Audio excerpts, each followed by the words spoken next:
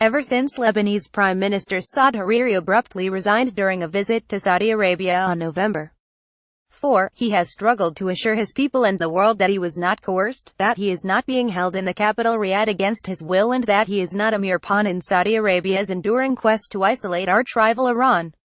Few believe him. That a Lebanese politician should be targeted by a foreign entity isn't so unusual. After all, Lebanon has been a proxy battleground for Middle Eastern machinations for most of its existence. The greater question is why, at a particularly tumultuous time in regional relations, wars in Syria and Yemen, ISIS still a presence, and activist Israel, a resurgent Iran, Saudi Arabia would choose to disturb what had been a rare moment of calm in Lebanese politics. The answer can be found in the outsized ambitions of Saudi Arabia's newly ascendant Crown Prince Mohammed bin Salman.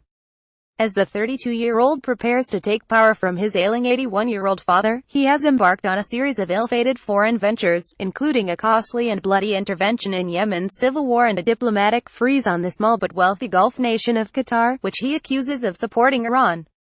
Qatar shrugged and responded by deepening ties with Tehran.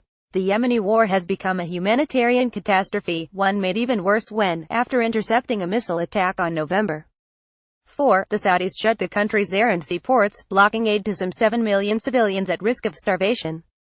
But the intervention in Lebanon, a country comprising competing religious sects that shares a tense border with Israel, could prove to be the most ill-fated of all. In 2016, with Saudi encouragement, Hariri's Future Movement Party formed a power-sharing government with militant group Hezbollah, in order to end a political stalemate. But Riyadh now seems to be souring on the deal, accusing Hezbollah and Iran of supporting anti-Saudi rebels in Yemen. On November 6, Saudi Foreign Minister Adel al-Jubeir declared that his government would consider Lebanon a hostile state as long as the militant group was in power. The Saudis may have been hoping to provoke conflict between the group and its opponents on Lebanese soil, thus striking a blow against Iran's regional dominance. If that was the plan, it has backfired badly. The first sign that the Lebanese were unwilling to give ground came on November 10, when Hariri's top political rival, Hezbollah leader Hassan Nasrallah, jumped to his defense and called for his rapid return to Lebanon. Billboards splashed with Hariri's face sprung up in Beirut's central Martyrs Square. "Waiting for you," they declared. Another political rival, Lebanese President Michel Aoun, told foreign ambassadors that Hariri had been kidnapped. In trying to set Lebanon's volatile sects against each other, Saudi Arabia seems to have achieved the near impossible, bringing them together. It all snowballed in a way that the Saudis didn't expect, says Mohammed Bazi, a Lebanese-American journalism professor at New York University, who is writing a book on Iran-Saudi proxy wars. It shows that the leadership hadn't done its homework.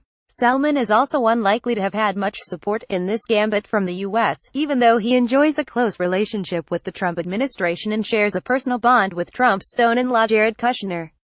No one in Washington wants to see Lebanon back at the center of another proxy war, officials say. After all, the U.S. has given more than $1.4 billion in aid to the Lebanese military over the past decade in hopes of stabilizing the country. That hardly means the affair will end with a newly unified Lebanon. The opposite is as likely.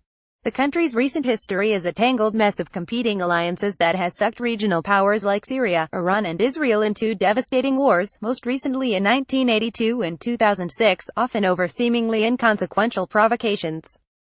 The youthful crown prince may have thought that by tugging a few threads of the Lebanese political knot, he could remake the region in Saudi Arabia's favor. He might consider that knots make good nooses too. With reporting by Rebecca Collardbeirut and Philip Elliottwashington, this appears in the November 27, 2017 issue of Time.